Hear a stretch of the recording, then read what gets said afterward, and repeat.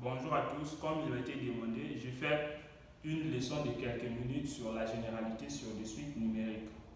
Bien, mais pour aborder cette leçon, au préalable, il faut bien connaître la notion sur des fonctions numériques. Donc, sans plus tarder, généralité sur les suites numériques. De la généralité sur les suites numériques, on parlera de la définition, vocabulaire et notation, la détermination d'une suite numérique et si possible des exercices. Bien.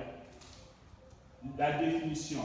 On appelle suite numérique toute application U d'une partie de E de 1, donc R. Donc U, c'est la suite qui est une application qui va d'une partie de E, donc d'une partie de E, donc R à N, associe UN. La même chose avec la fonction.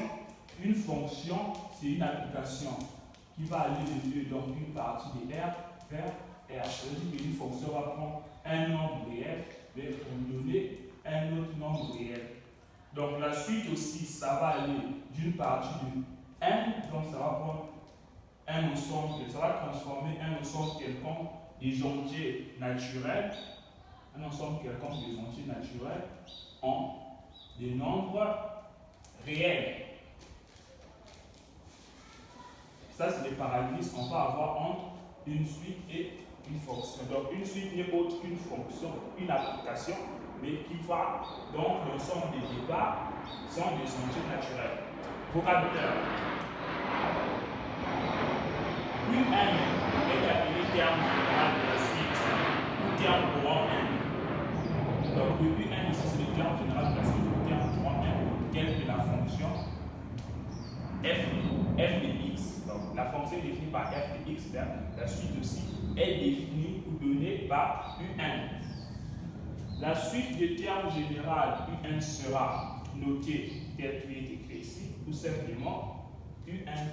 Donc, la suite, cette suite UN, cette application-là, sera notée UN appartient à N ou UN simplement. Donc, UN ici, ça c'est l'application et ça c'est l'expression de l'application. Par exemple, F c'est la fonction, mais F de X c'est quoi? C'est la façon dont la fonction est définie. Donc, UN c'est l'application, UN entre parenthèses. Ici, c'est l'application et ça, là, c'est la façon dont on va définir notre application. Détermination d'une suite numérique. Une suite numérique, UN appartient à N, est déterminée par la donnée de son terme général, qui est un terme général qui est une fonction de N. Donc, en premier lieu, on peut avoir le terme général directement en fonction de N dans une forme explicite ou d'une relation dite de récurrence liant deux termes consécutifs de la suite. A. Suite numérique définie par une formule explicite. Il s'agit de donner une formule explicite qui permet de définir le terme général UN en fonction de N. On écrit alors UN fonction de N, où F est une fonction numérique. On donne, exemple, F est une fonction numérique et N appartient à grand N. Ici, on donne, j'ai oublié de mettre, UN égale à N carré plus 3. Ici, on voit que là, on a une expression explicite de la suite UN. C'est comme dans les fonctions. La fonction qui est définie, si c'était une fonction, on aura x carré plus 3. Donc ça, c'est une expression explicite de la fonction de la suite. Alors, ici, on nous demande de calculer U0, U1, U2 et U3. Bien, partons de U0. Comment on fait pour calculer U0? On sait que la suite UN est une fonction de 1, donc on pourra mettre UN égale à f de 1.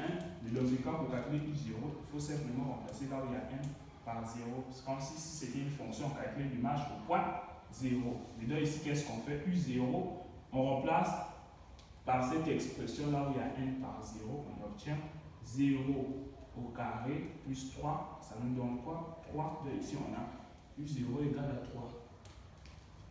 U1, qu'est-ce qu'on fait? On remplace là où il y a n par 1. Dans cette expression, on aura 1 au carré plus 3. 1 au carré, ça donne 1. Plus 3, ça donne.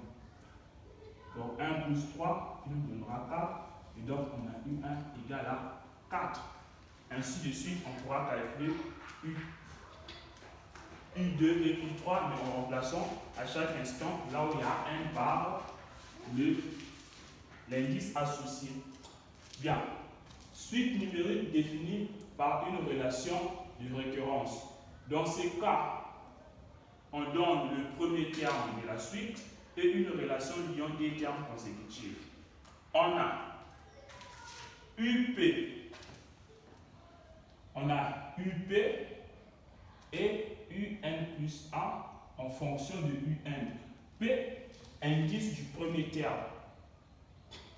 Exemple, ici on a une suite UN, mais une suite UN est donnée par U0. Donc ici le premier terme c'est U0. On donne le premier terme et on donne une relation entre deux termes consécutifs. Donc de telle manière, pourquoi c'est donné comme suit? Parce qu'on a d'abord le premier terme et on a une relation entre les deux termes consécutifs, c'est-à-dire qu'à chaque fois qu'on connaît un terme, on peut trouver le terme qui vient avant, après ou avant si on veut aussi. Bien. Donc ici, on va calculer U1.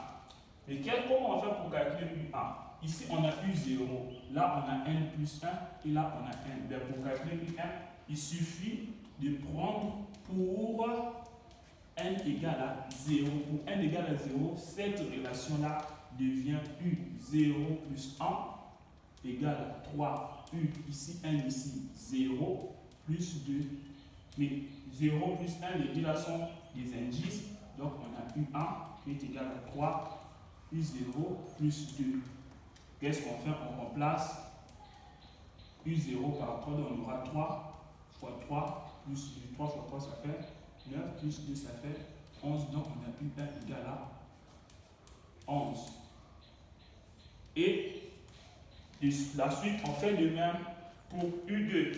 On remplace pour n égale à 1. Et pour U3, on va remplacer pour n égale à 2. Merci. C'est ici que va s'achever notre petite leçon de ce jour. Merci.